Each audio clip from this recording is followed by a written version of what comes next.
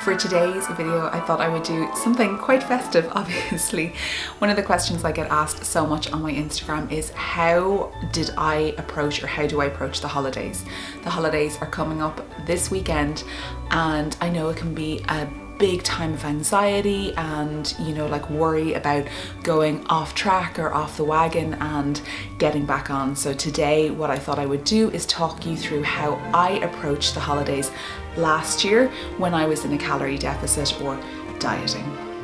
Hi everyone and welcome back to my channel. My name is Carla for those of you who are new here, and I lost 183 pounds using a calorie deficit methodology of losing weight. I've shared my entire story over on my Instagram, HalfofCarla, and I make weight loss and weight loss related and life after weight loss related tips here on YouTube as well. So please subscribe if that's the kind of content that you're interested in. As I was saying in my introduction, that I have got so many people have been asking me questions about how I approached the holidays, because I understand that when we're in, like you're in the swing of it with, dieting or on your weight loss journey, whatever you want to call it, and then the holidays come up and, really the holidays can be such a time for food and for sharing. And you don't want to derail and undo all the work that you have done up until that point, and I completely understand. And what I'm going to share with you today are a couple of tips that I put in place last year when I was in the midst of my calorie deficit and what helped me. So last year was 2020. At the point of Christmas, I had lost about 140 pounds and I still had 43 pounds left to lose. So I did not want to come off my full, take the brakes off completely, but I definitely wanted to enjoy my time because, Christmas, especially over the last 2 years or whatever holidays you celebrate, it's nice to get together with family if you're allowed, depending on the country. It's nice, to be with people and to celebrate. And a big part of that is around food.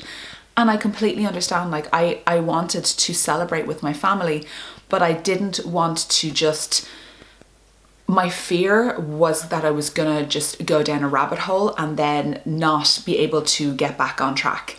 So these are some of the things that I put in place that helped me to do that. So how I approached Christmas and the holidays. Number one is I decided the days that I was going to be off track or not count calories. My birthday is December 19th. In Ireland, we celebrate Christmas Day and also the 26th of December, which is Stephen's Day or Boxing Day in the UK. And I knew that I was going to be doing something for my birthday. I was going to be making dinner and having just my mom and my partner for Christmas Day. And then my sister and her family were coming over to us for Christmas, for Boxing Day or Stephen's Day. So I chose those 3 days as days that were going to be off track for me. So I wasn't going to be counting calories on those days. I also kind of decided last minute that Christmas Eve, the 24th of December, was going to be an off day for me as well. Part two is that I continued on the days around the holidays that were not part of those days. Those ended up being 4 days that I was going to count calories and stick on my plan as much as possible. So my plan involved walking 1 hour every single day and staying within a certain calorie range. So as much as I could, I decided that I was going to do that on those days. So that was the 19th was my birthday, so the 20th to the 23rd. Then after Christmas, then the 27th onwards, I was back on track. I understand that it can be really difficult when somebody else is preparing the food for you to understand what the calorie count is going to be. But to the best of my ability, I was able to count calories. So there was a couple of times where we went out for food or somebody made something for us and I would eat, small portions of it on those days that were not my off days. Part three. On my off days, I'm sorry, I hate the word cheat because I don't see this as cheating on anything. These were decided days. I wanted to ensure that I was grounded in myself, so I continued my work in making sure that I was grounded. And if you haven't seen any of my other videos before, basically what that's doing is making sure I'm within my body and that I can feel my feet, so that the choices that I'm making are coming from me and that they are not something, you know, I'm not making emotional based decisions. I'm not just eating for the sake of eating. I wanted to ensure that I was enjoying my food, and I don't enjoy food if I'm already stuffed. You know, if I'm already eaten as much as I can eat, I'm not going to enjoy more of it, and I'm probably going to feel bad about myself. So what I wanted to do was ensure that I was in my body, present, so I could see, okay, am I still hungry? Do I want something else? Would, you know, if somebody's bringing out a cake, would a couple of mouthfuls really suit me, you know, as opposed to having a full slice? And if you want the full slice, have the full slice. And I did. And then, you know, on other times during those days, for example, on my birthday, we went to a bakery and we got I think we got 5 treats that was from this really delicious bakery in Dublin. So we went and joined my sister and my niece and my partner and I, so there was 4 of us, and we divided up each of the treats and we had a little bit of something each, and that really helped. It satisfied me. It made me, you know, like I felt like I was having something that was a treat, that was nice, it was special. It was like having birthday cake, but I didn't feel stuffed, as opposed to wanting like, oh my gosh, this is my first time that I am, you know, allowed off and I'm going to this bakery. I want to eat. I want to try everything. So by sharing it with other people, I was still able to experience multiple different things, but I wasn't stuffed. Say if you're going to a buffet type dinner or lunch with your family, you know, you're going over to your aunt's and she's this beautiful buffet and you want to try different things. Try a small portion of each thing first and see how you feel then. Do the wait 20 minutes thing that I've talked about before in my tips for not overeating video, which I'll link up here. See how you feel, you know, like you might not want more of something. Part 4 was that, especially last year, you know, we didn't really get to spend that much time with friends and family, and we were very lucky last year that we were allowed to with the COVID restrictions. So as opposed to focusing on the food as the prize or the best part of the day, I tried to focus on the connections that I was having with my family and, you know, the experience of being together for the first time in a long time.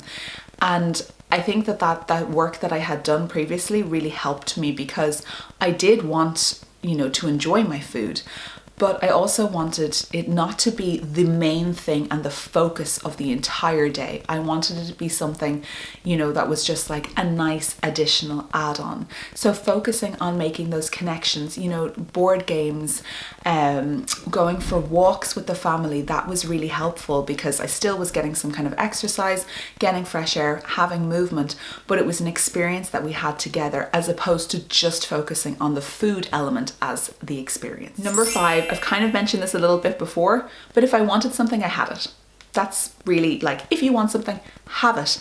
These are your off days. Like, this is how I did it, but this was my off day. On Christmas morning, I had some chocolates. I had made pancakes for breakfast for us. They were delicious.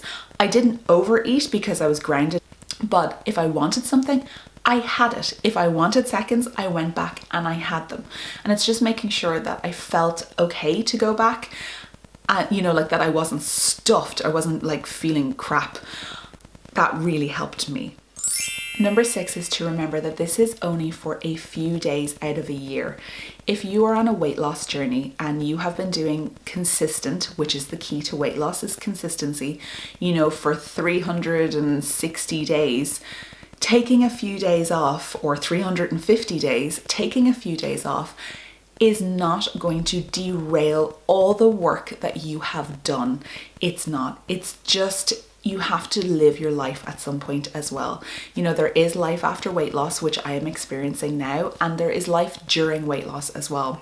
But just remind yourself that those few days are not going to be the thing that throws your entire weight loss off. You know, like if you're working hard, if you're being consistent, that is going to stand to you over those days, and enjoy yourself with your friends and family.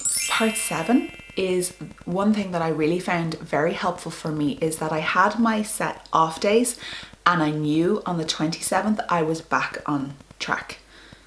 I'm also not that, you know what I mean, like I'm not that keen on all of these sayings, but whatever. I knew that come the 27th of December, I was back on my weight loss journey. This is what I was doing, and I was out doing my walks and eating within my calorie limit. So I didn't get that feeling of, you know, like, oh, maybe I'll start tomorrow. You know, I made an agreement with myself. It's like, okay, these are my days off. I have agreed with that. I am happy with it. I'm at peace with it. And now, okay, we've had our fun. I have to get back to work because I have some goals that I want to achieve. And then finally, I just kind of like a part 8 that I found that was really helpful for me is that if the scales is a trigger for you, do not weigh yourself the next day after you have eaten. Like if you've had an off day, do not do that. If it is a trigger for you, if you use the scales as data, you know, do your own thing. I previously would not have been able to weigh myself during, you know, straight after an off day. My relationship with the scales changed over time, so I was more easily able to do that. But there is kind of a theory that if you take 3 days off, you should wait at least 3 days before weighing yourself again, if you weigh yourself every day. It's just, you know, like obviously you're going to have more volume in your body. You're probably going to have water weight, you know, like especially if you've had a couple of drinks, if you're eating salty foods. It's not a true accurate representation of your actual weight. So, but guys, you know, like the holidays are really special no matter what you celebrate. So just enjoy your time with your family. We don't get it, especially the last 2 years, you know, things have been so up in the air, and we really, like personally, I realized how important family and friends are and making those connections. So be with people, enjoy your time. You're not going to derail your progress. Pick a day that you're going to go back on things and just have some fun, relax. There, you know, like you don't have to like most of us don't have to reach a weight loss goal by a certain date. You know, take a week off, take whatever time you want off and enjoy yourself. So guys, I really hope you have enjoyed this video and you find it useful or helpful. I would really love it if you left me a little Santa emoji down the bottom if you've made it to the end of the video. And I just want to wish you, whatever you celebrate, happy holidays, happy Christmas, happy Hanukkah, happy 25th of December, just a normal Saturday for you. You know, like whatever you celebrate, I hope you all have some light and love in your life. And yeah, I will talk to you all soon.